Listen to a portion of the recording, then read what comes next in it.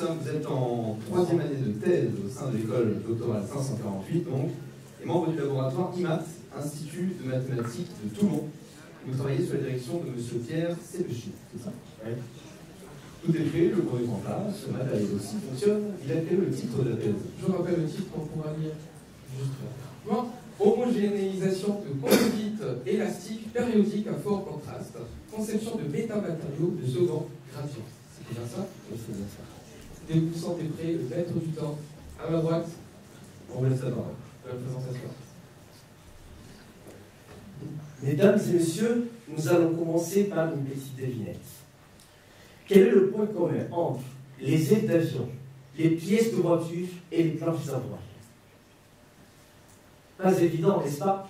En fait, le point commun entre tous ces objets, nous le possédons tous et l'utilisons dans notre quotidien, peut-être sans le savoir.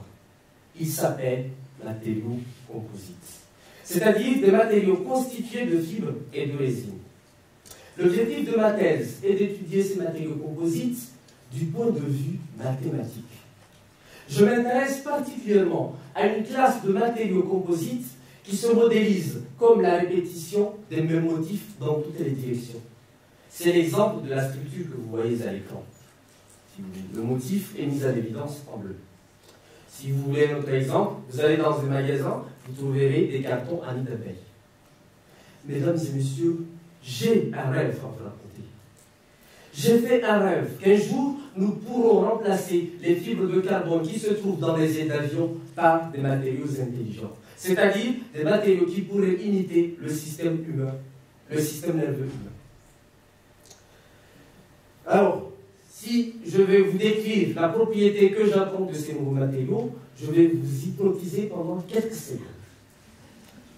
Fermez les yeux, imaginez un matériau. Vous tirez sur une partie de ce matériau en essayant de l'allonger. Surprise, tout le reste s'allonge.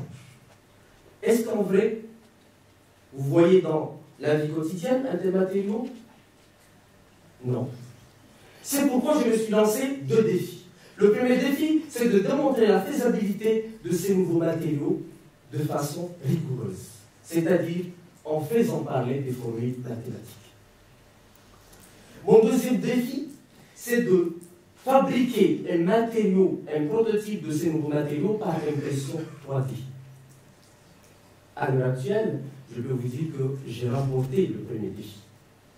Quant au deuxième défi, il est difficile, mais pas impossible.